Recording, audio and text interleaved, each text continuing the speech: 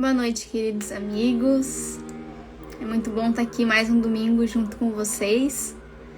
Estamos nos encaminhando para os últimos temas do Evangelho segundo o Espiritismo, do capítulo 28. Então, estamos nos nossos últimos encontros deste tema, desse capítulo, que é o final do Evangelho, mas não no final do nosso Evangelho, porque ele vai continuar. A gente vai retomar com novos temas, não vou dar muito spoiler, mas continuaremos aqui estudando todo domingo às 8 horas o Evangelho com vocês. Boa noite, Suzana, boa noite, Juliana, Denise, boa noite, Vanessa, Eduardo. Todos aqueles que estão entrando, a gente não aparece o nome de todo mundo aqui pra gente, mas sintam-se todos acolhidos, bem-vindos. É muito bom ver vocês retornando todos os domingos e muito bom ver os nomes novos que aparecem aqui sempre. Boa noite, Dona Olga, Marielle, Clarice, boa noite, Gladete, Fabi, boa noite, Ana. Sejam todos bem-vindos. Já vou colocar o nosso convidado de hoje aqui na tela e depois eu dou alguns recadinhos para vocês. Só um segundo.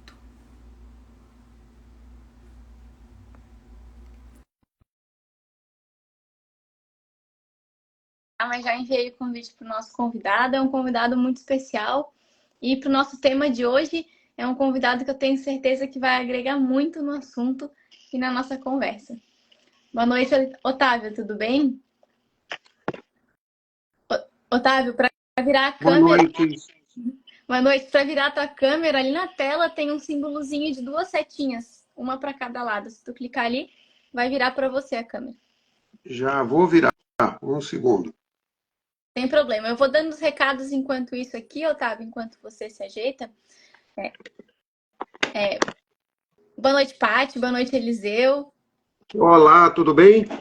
Tudo bom, Otávio? Bem-vindo. Tudo bom. Pessoal, como eu estava comentando com vocês, a gente ainda está no capítulo 28 do Evangelho, mas estamos nos itens finais já. Então, estamos acabando os últimos itens do último capítulo do Evangelho segundo o Espiritismo. Mas não se preocupem que quando a gente acabar, a gente vai voltar lá para o início do Evangelho e vai estudar ele do começo. Eu não sei se quem está aqui desde o início, a gente começou faz mais ou menos mais de 3 anos o Evangelho. A gente não começou o Evangelho, o estudo dele da introdução. Se eu não me engano, a gente começou lá do capítulo 5 e foi daí para frente. Então agora a gente vai ter essa oportunidade de ver temas inéditos ainda aqui que a gente não estudou antes de chegar no capítulo 5. Então fiquem conosco que a gente vai continuar estudando o Evangelho. E hoje o nosso tema é prece por um criminoso. E por que eu comentei que o convidado de hoje, que é o Otávio, ele teria muito para agregar nesse assunto. O Otávio, ele é trabalhador do Centro Espírita Bezerra de Menezes, na Palhoça, e além disso, o Otávio ele participa de um trabalho que é chamado AEUP. O Otávio consegue até falar melhor com vocês, mas é um trabalho que os voluntários vão até as unidades prisionais levar o Evangelho, conversar com aqueles que têm interesse sobre o Evangelho de Jesus e levar um pouco de esclarecimento e de consolo. Então, como o tema hoje é prece por criminosos, tenho certeza que o Otávio vai trazer, além da teoria, né, Otávio, a vivência, que muitas vezes é diferente, né? Às vezes a gente sabe algo na teoria, mas na hora de vivenciar, a gente entende muito melhor. Otávio, bem-vindo. Se quiseres explicar um pouquinho sobre esse trabalho, fica à vontade e depois eu faço a prece de abertura. Perfeito, Júlia. Muito obrigado pelo convite, mais uma vez. Boa noite a todos.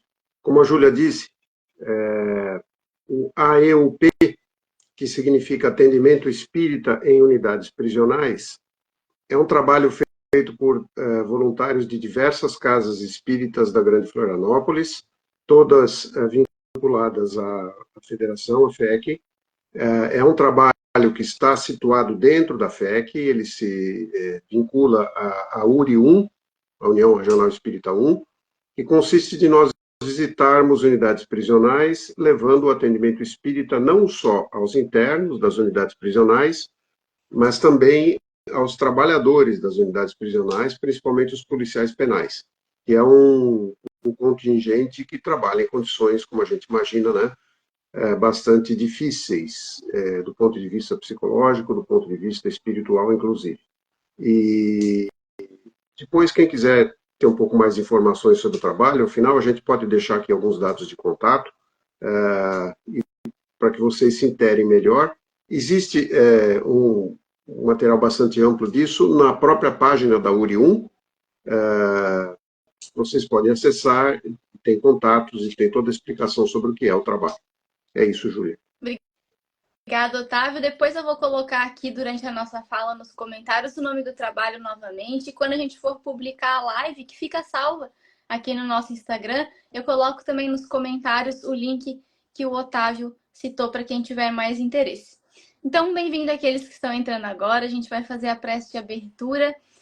Convido vocês, então, aos pouquinhos, irem sintonizando os pensamentos com Jesus, nosso Mestre amado.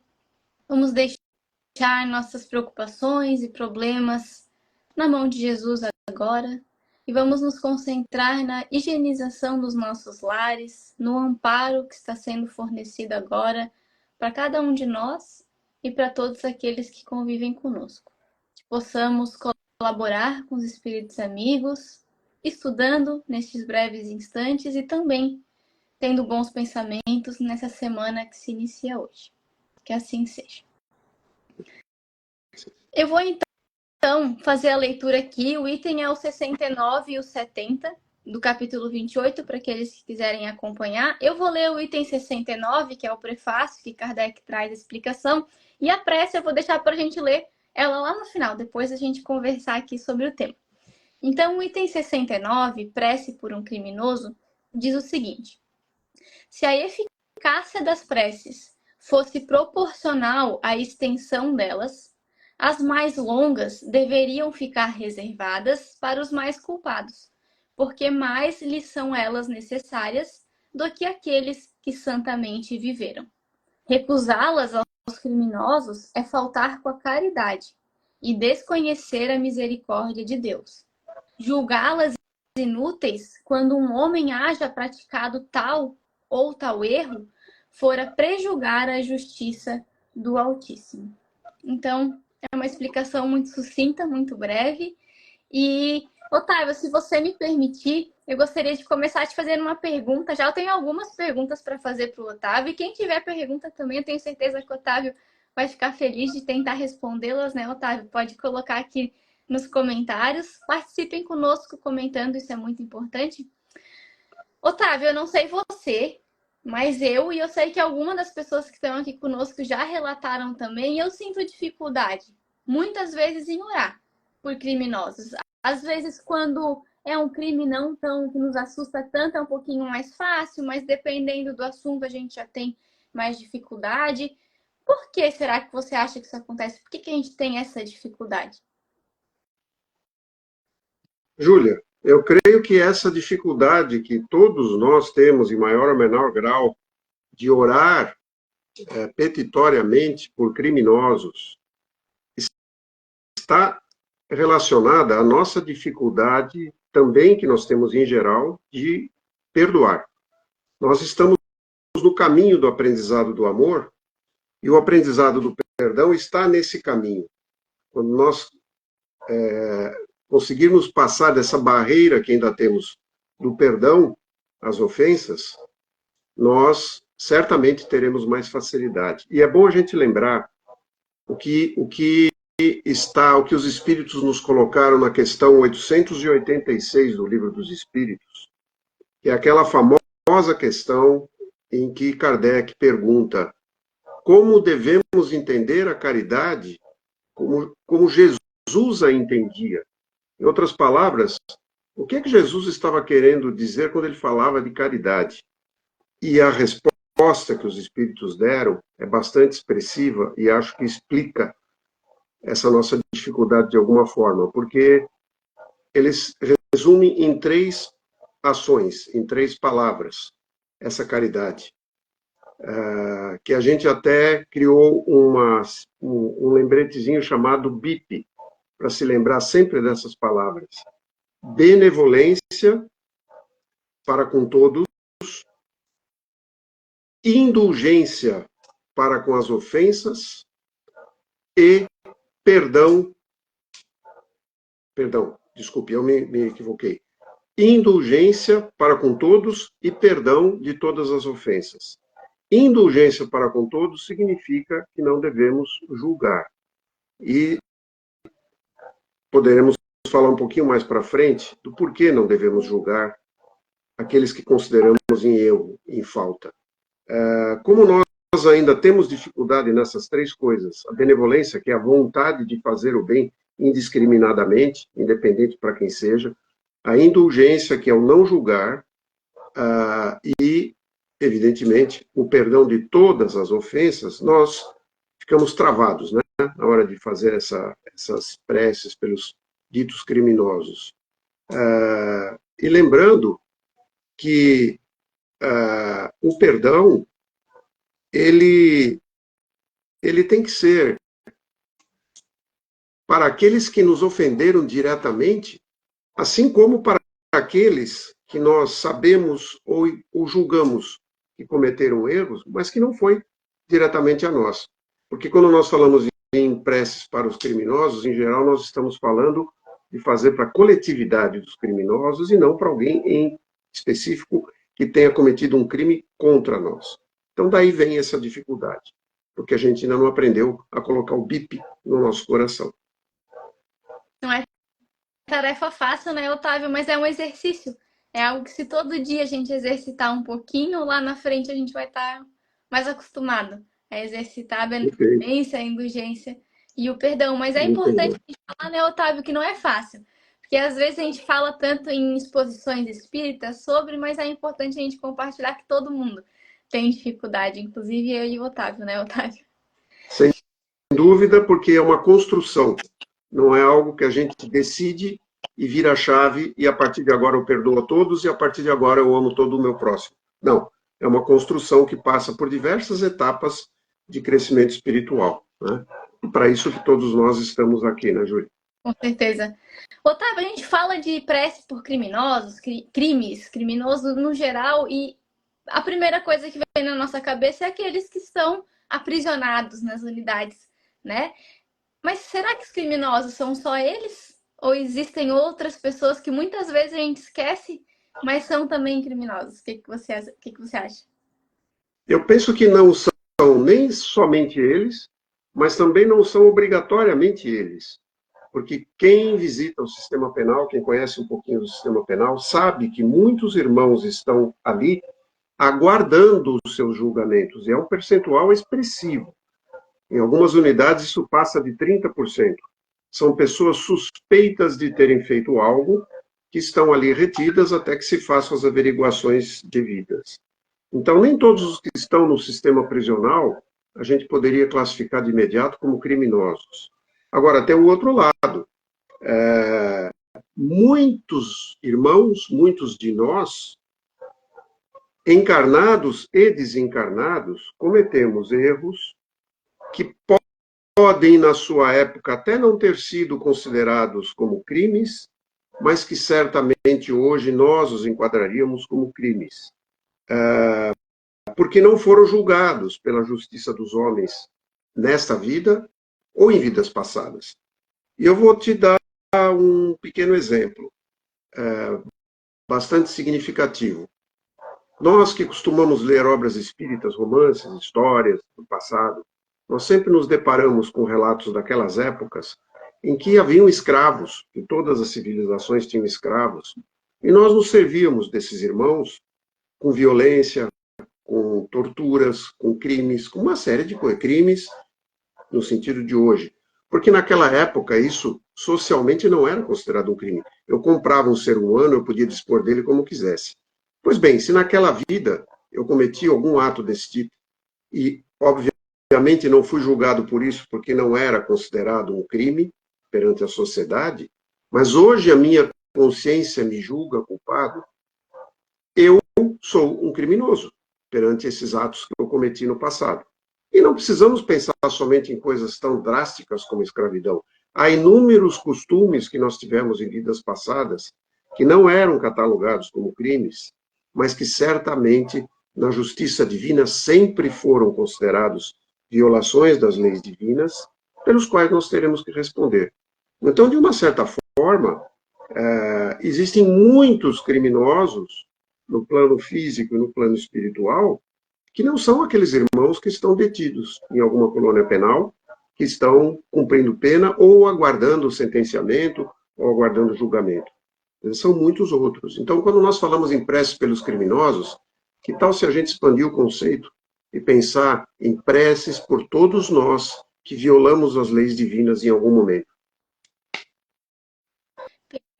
Perfeito, Otávio. Foi inclusive um comentário que o Aurélio deixou aqui. Eu já volto para ler os outros, mas o Aurélio comentou justamente isso, que o descumprimento da lei não constitui um crime, e quanto aos nossos descumprimentos da lei do Senhor, não seriam, de certa forma, criminosos? Então é isso, se a gente passa a ter esse olhar, né, Otávio, a gente não se coloca numa posição de superioridade perante aos outros. A gente se Perfeito. coloca como igual. Porque assim, ou a gente já errou, ou a gente ainda erra, ou a gente ainda vai errar. Provavelmente os três. Já erramos, ainda erramos e vamos errar de novo lá na frente mais um pouco. Então, né? A gente Infelizmente, sim. ainda assim é o nosso grau evolutivo e a gente vai precisar do apoio alheio. Então, por que a gente não apoia fazendo a prece por nós e por essas pessoas também, né? Esses equívocos todo mundo comete. Então, Perfeitamente. a conclusão, né, Otávio, é que também somos criminosos e a gente não pode se colocar numa posição diferente dessa. Senão dificulta mais ainda, né, por causa do nosso orgulho. Somos, sim, em algum grau, porque pensemos assim, se nós ainda estamos aqui reencarnando em mundo de provas e expiações, é porque temos débitos do passado que temos que acertar, que temos que reparar, compensar, temos aprendizados a fazer, mas certamente muitos de nós temos débitos do passado que foram ações negativas em relação a outros, que de certa forma nós podemos considerar crime se a gente enquadrar como crime toda violação de lei, inclusive as leis divinas. Mas, graças a Deus, nós não temos lembrança desta vida, das vidas passadas nesta vida presente. E pode ser que alguns de nós carreguemos erros do passado ainda mais graves ou tão graves como aqueles que hoje em dia nós tomamos conhecimento deles e nos revoltam. Como saberemos, né? Mas, considerando que as nossas civilizações elas vêm progredindo moralmente nos seus hábitos, nos seus costumes, nas suas leis, é natural a gente pensar que as nossas violações de vidas anteriores podem ter sido situações graves que hoje a gente enquadraria na nossa lei como crime, que na época não era. Como eu mencionei, por exemplo, os crimes cometidos durante os períodos de escravidão. E se recuarmos mais ainda no tempo, em eras mais primitivas, alguns milhares de anos atrás, onde certamente muitos de nós encarnamos, os costumes eram ainda mais bárbaros, não é? Porém, existe aí uma questão, né? Que quando você ler a prece no final, eu não quero fazer spoiler aqui, mas a prece ela menciona dois pontos muito importantes, que é o arrependimento e a reparação. Então, nós não nos julgamos em erro ou criminosos enquanto nós não admitirmos a culpa de atos que praticamos e enquanto não entrarmos em arrependimento.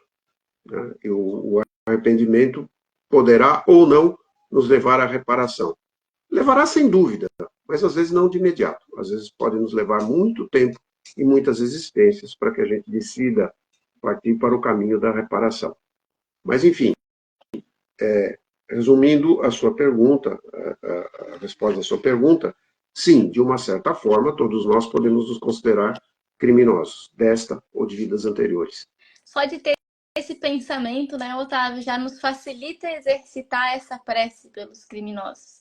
Uma coisa que eu gosto muito, eu tento fazer, pelo menos, é a gente tem que tentar não julgar, sempre. Mas se for para julgar algo, que se julgue o ato, a atitude, que muitas vezes é equivocada, sim, é incorreta, mas não a pessoa, né? Então, muitas vezes a gente faz ao contrário, a gente julga uma pessoa pelo um erro que ela cometeu, pelo equívoco. E se a gente lembrar que todo mundo é mais do que o seu pior defeito, do que o seu pior equívoco, sua pior atitude, isso vai facilitando para a gente fazer essa oração a favor das pessoas. Otávio, tens alguma dica para compartilhar com a gente de o que a gente pode exercitar, como a gente pode ir exercitando nesse nosso dia a dia essa prece pelos criminosos? O que pode nos ajudar a facilitar? Júlia, um pensamento que nos ajuda muito é o seguinte: todos conhecem aquela máxima de não fazer ao outro aquilo que não desejamos que nos façam. É uma recomendação sábia, porém é uma recomendação defensiva. Não faço aquilo que não quero que me faça. Mas se nós avançarmos no ensinamento evangélico, nós vamos encontrar um outro ensinamento que é assertivo, que é a recomendação de fazer aos outros aquilo que nós gostaríamos que fosse feito a nós se estivéssemos naquela situação do outro. E aí nós devemos nos perguntar: quando eu errei, o que eu gostaria que outros tivessem feito em relação a mim? Certamente gostaríamos que tivessem orado por nós, que tivessem intercedido por nós, que tivessem pedido por nós, que tivessem vibrado por nós para que nós encontrássemos o caminho do arrependimento e da reparação. Então, se nós desejamos isso para nós, considerando que devemos ter errado e que podemos ainda errar, não devemos julgar que o irmão que está em erro desejaria a mesma coisa. Então, esse é um caminho que facilita muito a gente poder orar pelo irmão considerado criminoso, porque é aquilo que nós gostaríamos que fosse feito a nós. E não simplesmente não fazer aquilo que não queremos que nos façam, né?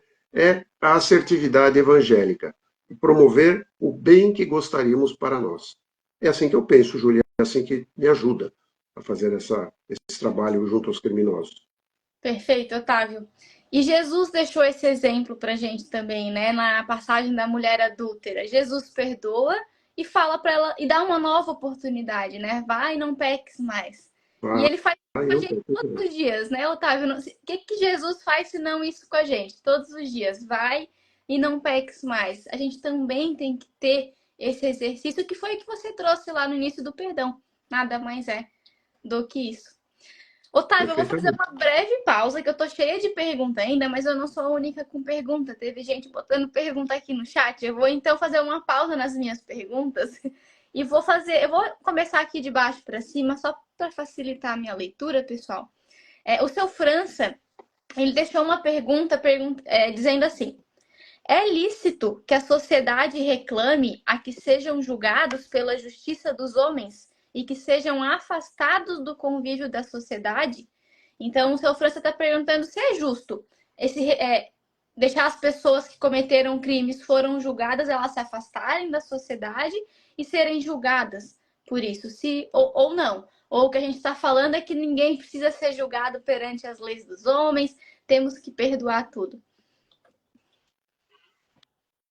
Essa pergunta, ela está formulada no próprio Livro dos Espíritos de uma outra forma. Eu não vou me lembrar agora do número da pergunta exatamente, mas existe essa questão, esse questionamento, e a resposta dos Espíritos é positiva, no sentido que no grau de desenvolvimento moral que a nossa sociedade se encontra, nós ainda necessitamos de mecanismos de defesa para que a sociedade não se dissolva.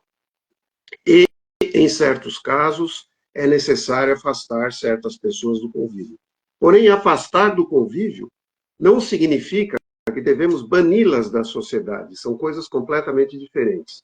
Temporariamente afastar um irmão para reeducá-lo, para posteriormente reinseri-lo na sociedade, é saudável para o corpo social e é benéfico para esse irmão, desde que a gente o coloque em condições de ser reeducado e de ser reinserido na sociedade.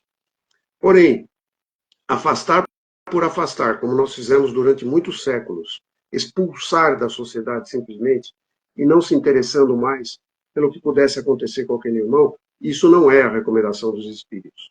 Eles reforçam, sim, a necessidade que ainda temos no nosso meio social de fazer isso em alguns casos. E as nossas leis estão caminhando nesse sentido. Porque para crimes leves, a maioria das sociedades hoje para delitos mais leves, já não prevê mais penas de prisão simplesmente. Antigamente se punha todo mundo na prisão, por qualquer coisa, roubo de um pãozinho ou qualquer coisa. Em sistemas judiciais mais avançados, já se dá penas alternativas de trabalho comunitário, de reeducação, de palestras, enfim, tem inúmeras formas que não temos tempo aqui para cobrir. Mas é um progresso da nossa sociedade entender que a segregação do irmão, vamos ao termo popular, colocar na cadeia, é uma atitude que deve ser feita somente em certos casos, onde existe o interesse social para isso. Portanto, é lícito, mesmo perante a lei divina. Obrigada, Otávio, pela resposta.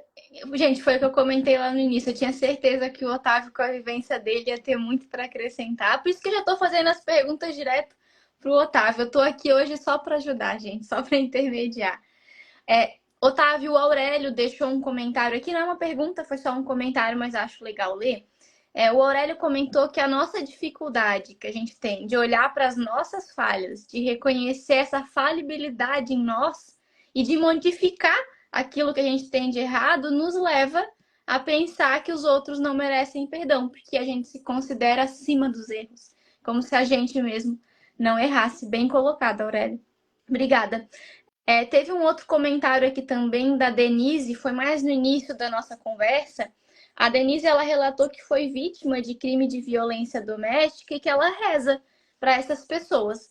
Mas a dificuldade dela, a maior dor, é que ela ainda não consegue esquecer as marcas que ficaram nela, mesmo já conseguindo orar pelos criminosos. Apesar de não ser uma pergunta, acho legal comentar que o fato da Denise já conseguir rezar, já conseguir orar aos poucos, isso vai ajudar essa prece. A primeira beneficiada é a pessoa que ora. Então vai beneficiar, vai ajudar a ir apagando essas marcas, que são normal, é normal ficar, né, Otávio? Sempre que a gente sofre algum tipo de dor, a marca fica na gente, é natural. E a oração tem esse poder, além de ajudar o outro, para quem a gente ora, nos ajuda primeiramente a nós, porque tudo de bom que sai de dentro de nós nos afeta em primeiro lugar, né, Otávio? Lógico, Júlia, você já deu a resposta completa. Eu só acrescento que, vencida a barreira de se começar a fazer esse movimento em relação ao agressor, tudo se modifica. É realmente difícil quando a gente sofre uma agressão, quando a gente sofre uma violência, venha ela de que forma vier, é difícil a gente ter essa atitude de perdão logo de cara. Isso já é difícil. Orar pelo agressor é mais difícil ainda. E aí a gente entra no quê? Na benevolência. Quer dizer, o não julgar e a benevolência, a vontade de fazer o bem. Quando a gente chega nesse ponto de dizer assim, eu entendo a agressão, eu procuro compreender o que é que possa ter levado esse irmão a cometer isso, eu respeito, perdoo e quero ajudá-lo a se melhorar com relação a isso, que aí entra a prece, aí entram várias outras coisas. Quando a gente atinge esse estágio, nós nos libertamos. Porque enquanto a gente mantém mágoa do agressor, é como se a gente se algemasse a ele. Ele anda conosco, com toda a carga negativa que ele ainda possa ter dentro dele, se é o caso, né? Ele vive algemado a nós. Quando nós nos libertamos da agressão, oramos pela recuperação desse irmão, existe uma libertação do nosso lado. A gente se desvincula do ato da agressão e a gente se desvincula daquela personalidade, se ela ainda continuar agressiva, se ela ainda continuar voltada para essas atividades. Então é um duplo benefício, dos dois lados, sem dúvida. A gente perdoar, né, Otávio? Não é a gente isentar o outro do erro que ele cometeu, porque todos nós, gente, nós vamos responder para a justiça divina. Não tarda, não falha nunca, né? A gente perdoar é isso que o Otávio falou, é a gente tirar essas algemas. Acho que é uma metáfora perfeita. A gente se liberta para ter outros tipos de relações até mais saudáveis, sejam elas quais forem. Otávio, tenho mais uma pergunta para ti, se tu me permitir. A gente já chegou em 8h30, mas a gente pode passar um pouquinho, porque a conversa tá boa hoje, o pessoal tá interagindo. Eu acho que a gente sempre consegue aprender com os nossos erros, mas a gente também consegue aprender com os erros dos outros, né? A gente não precisa cometer todos os erros. Vendo os outros se equivocarem, talvez a gente consiga aprender alguma coisa. Então, o que será que a gente consegue aprender vendo o equívoco alheio? Excelente pergunta. A propósito disso, no próprio Evangelho segundo o Espiritismo, vocês já devem ter passado essa lição em algum momento lá atrás, no capítulo 11, Amar o Próximo como a Si Mesmo, o item 14, é uma mensagem de Elizabeth de França, que se chama Caridade com os Criminosos. Elizabeth de França foi uma princesa muito generosa, muito dedicada ao trabalho caridoso, que viveu na época da Revolução Francesa, foi guilhotinada com 30 anos de idade, e 68 anos depois ela ditou essa mensagem, que foi composta aqui pelo Kardec no livro dos Espíritos, no Evangelho segundo o Espiritismo, onde ela tem uma frase, a mensagem é muito linda, vale a pena vocês lerem depois. Ela tem uma frase que ela diz exatamente o seguinte: Deus permite que os grandes criminosos estejam entre vós para vos servirem de ensinamento. Brevemente, quando os homens forem levados à prática das verdadeiras leis de Deus, esses ensinamentos não serão mais necessários. Olha que interessante. Para nos servir de ensinamento, é um duplo ensinamento. O duplo ensinamento é aquele para aqueles de nós que ainda estão, que já têm a maioria das suas tendências voltadas para o bem, mas ainda hesitam em alguns momentos.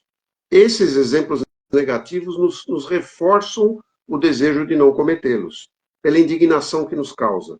Mas, ao mesmo tempo, ele nos ensina o que? Justamente a ter a caridade para com estes.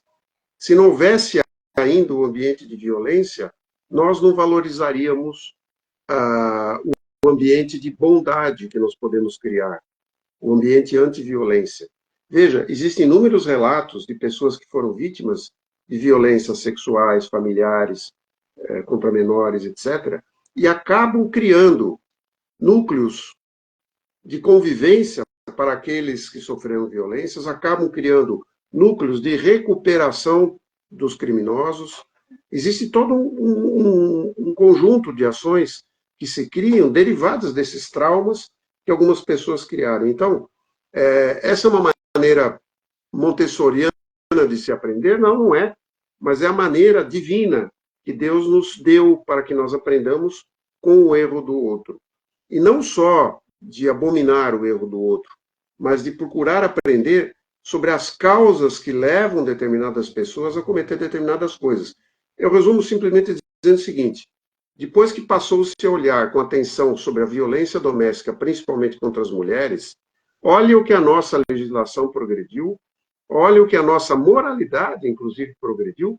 Há poucos anos atrás, e eu falo isso porque eu já sou vamos dizer, eu sou um baby boomer, né? Nasci lá na década de 50 do século passado, passei boa parte da minha vida ouvindo piadas sobre agressão sexual, sobre papel das mulheres dentro de casa, piadas negativas.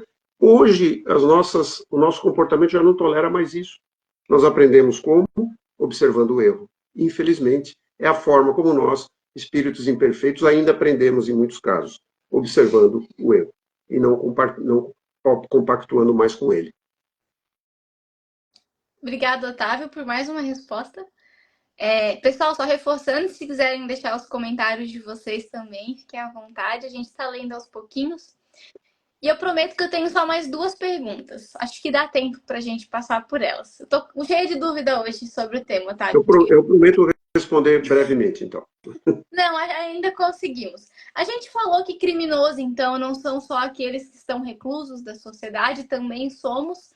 Falamos muito sobre isso, mas, Otávio, existem criminosos só encarnados, aqui que a gente consegue ver aos olhos da matéria, ou também existem outros tipos de criminosos? Então, Júlia, a gente já falou sobre isso, porque muitos de nós cometemos erros no passado que não eram computados como crimes e estamos por aí, talvez no plano espiritual. E eu te lembro que quase todas as casas espíritas que têm trabalhos mediúnicos de socorro aos desencarnados recebem regularmente nessas reuniões comunicações de espíritos que são levados ali para serem auxiliados, que relatam crimes que cometeram e que estão sofrendo as angústias do remorso até agora, alguns há décadas ou até séculos, né? E nós os recebemos nas casas espíritas com muito amor, com muito espírito fraternal, reconhecendo que é um irmão que precisa de socorro. É curioso para nós espíritas que a gente tenha esse, vamos dizer assim, esse carinho com os espíritos criminosos que estão no plano espiritual, mas que a gente não consiga ter sensibilidade com aqueles que estão cometendo os crimes hoje. Às vezes a gente recebe um espírito numa comunicação que relata crimes bárbaros que cometeu no passado, não vamos dar exemplos aqui, e a gente acolhe, vem cá, meu irmão, você está sendo acolhido, o que é isso? Jesus não castiga ninguém, você está no caminho da recuperação, e, enfim, todo o trabalho que a gente sabe que a gente é capaz de fazer, lógico, com o concurso da espiritualidade amiga, né, que encaminha esses espíritos. Porém, às vezes é um crime muito menor, que a gente tem conhecimento de um encarnado aqui, já se quer banir a pessoa, já se quer castigá-lo, às vezes até em alguns lugares se faz justiça pelas próprias mãos, grupos que reagem violentamente contra aquela pessoa, contra aquele crime. Futuramente, esse irmão terá que voltar a uma casa espírita desencarnado, em sofrimento, para ser atendido. Está certo isso? Não, né? Nós deveríamos começar o atendimento ao criminoso enquanto ele ainda está aqui.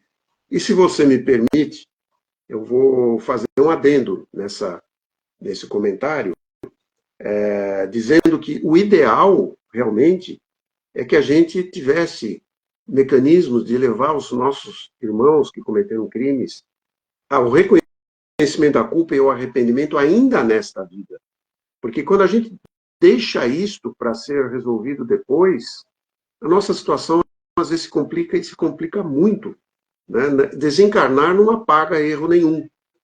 E muitas vezes o que a gente faz, depois vagando na espiritualidade, na erraticidade, pode complicar ainda mais os erros que nós cometemos nessa vida. Perfeito, Otávio. E que felicidade a nossa poder ser instrumento de auxílio, né? Dessa percepção dos equívocos e para que essa reparação comece aqui e agora já e não depois. E a gente tem que lembrar também, né, gente, que a gente é espírita, ou melhor, somos seguidores de Jesus fora da casa espírita também, fora dos trabalhos, sejam eles quais forem. Temos que ser seguidores de Jesus a todos os instantes com todo mundo. Então, esse é o exercício. O Aurélio comentou aqui que ele lembra de onde ele saiu, aonde ele está e para onde ele não deseja voltar. Ele relatou que ele é uma alma que saturou-se pelos repetidos mesmos equívocos e agora o desejo pelo erro extinguiu-se, pelo menos por aqueles equívocos. Não tem escapatória, né, Otávio e pessoal? Uma hora a gente vai se cansar de qualquer equívoco, de qualquer coisa, que seja logo, mas mesmo se for persistente, uma hora a gente cansa, uma hora a gente pede socorro para Jesus, né, Otávio? É verdade. O nosso momento sempre chega, porque nós todos sabemos que estamos fadados a atingir a perfeição.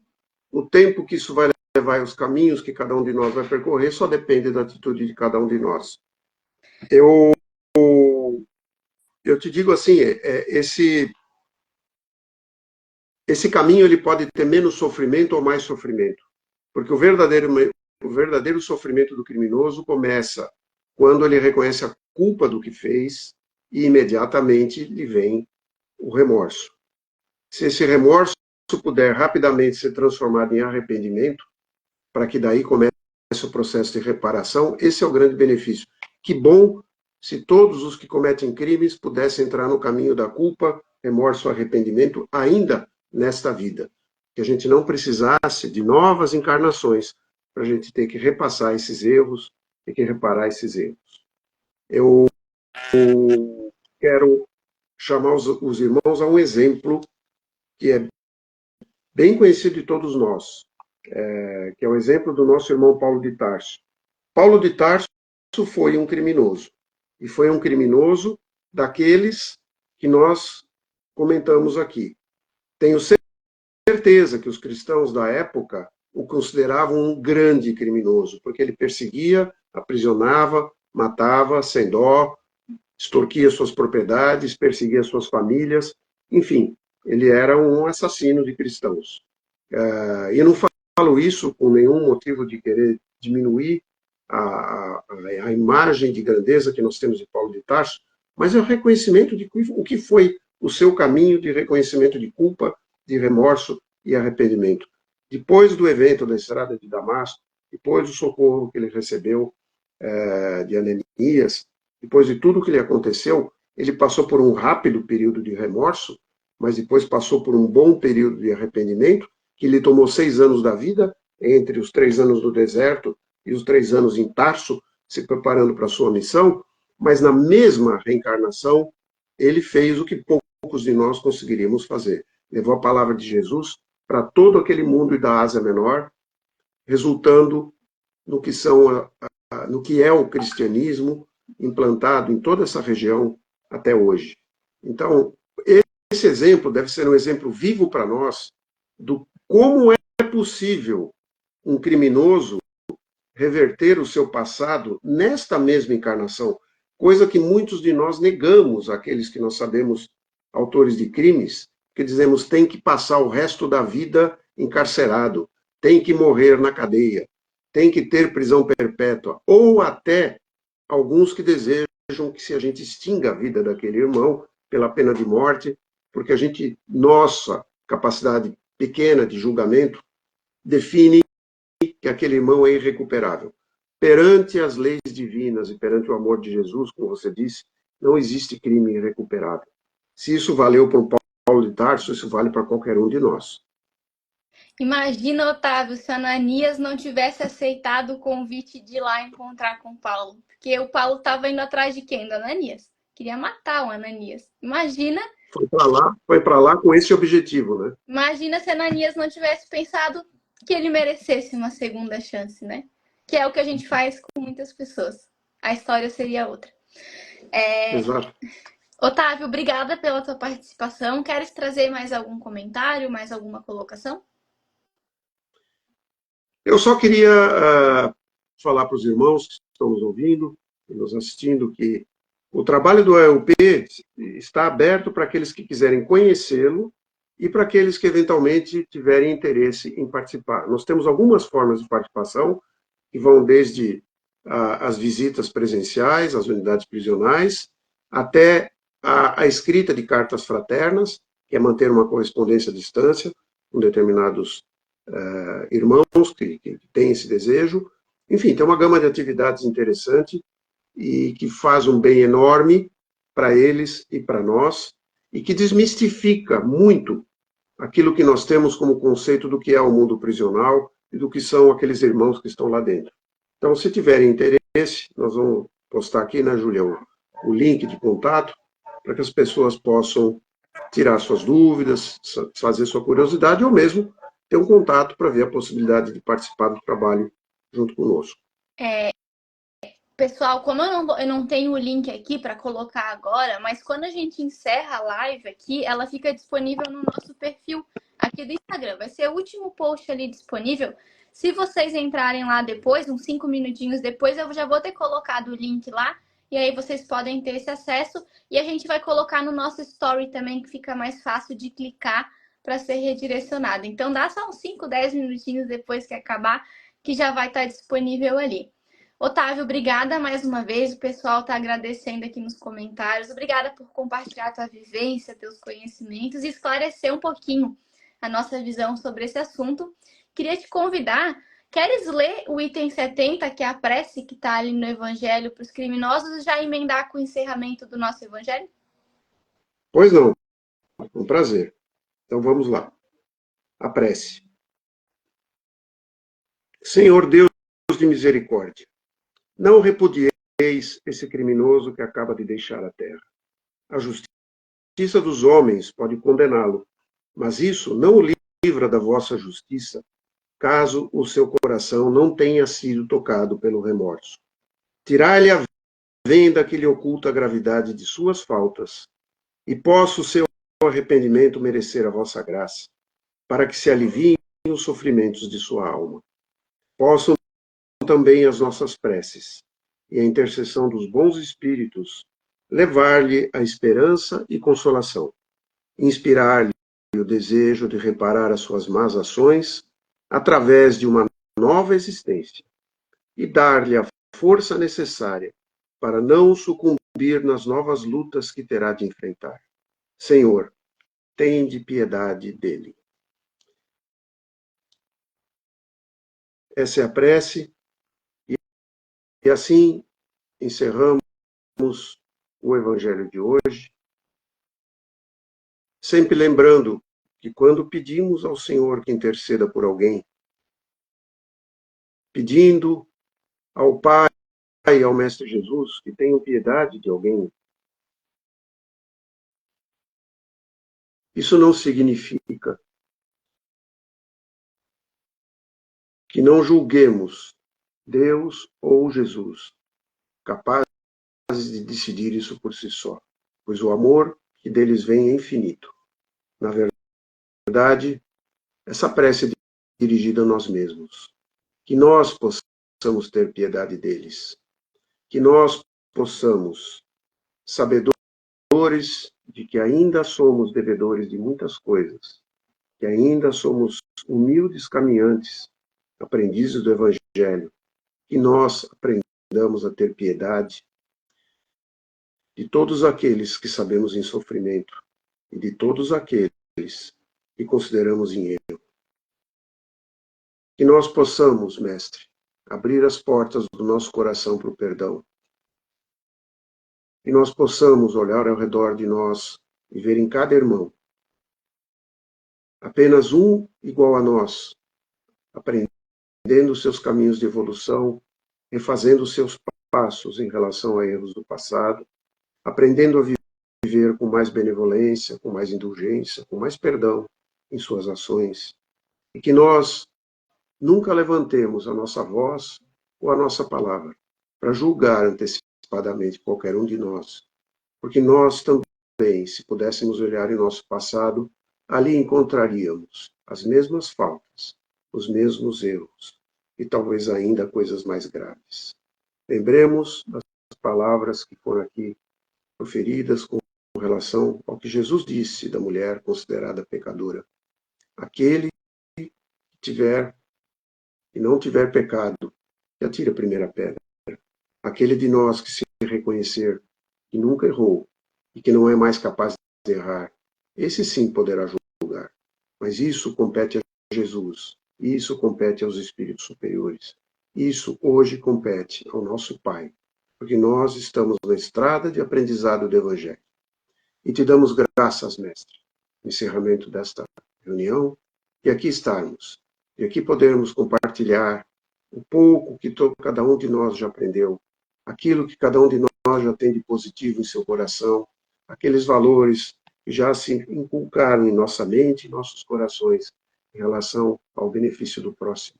E agradecendo e pedindo a proteção a nossos lares, a nossas famílias. E hoje, excepcionalmente, dirigindo todas as nossas vibrações de amor, de coragem e de fé àqueles nossos irmãos atingidos pelas calamidades climáticas, que eles possam ser atendidos em suas necessidades materiais e espirituais, Pai. Que eles tenham a fé que os mantenha confiantes na providência divina. Que esse sofrimento lhes seja de alguma forma educativo, que não lhes leve rancor, nem tristeza, nem desesperação aos corações. É difícil. É uma prova que talvez poucos de nós pudéssemos suportar. Mas a tua providência é imensa, Pai. E através de cada um de nós ela se fará presente, junto a eles, levando tudo aquilo que eles necessitam, do lado material e do lado espiritual. Graças te damos por esse momento, que a tua paz esteja no lar de cada um de nós, hoje e nesta semana. Que assim seja. Obrigada, Otávio. Obrigada, pessoal, por nos acompanharem. Tenham todos uma boa semana e até domingo que vem. Obrigado. Boa noite.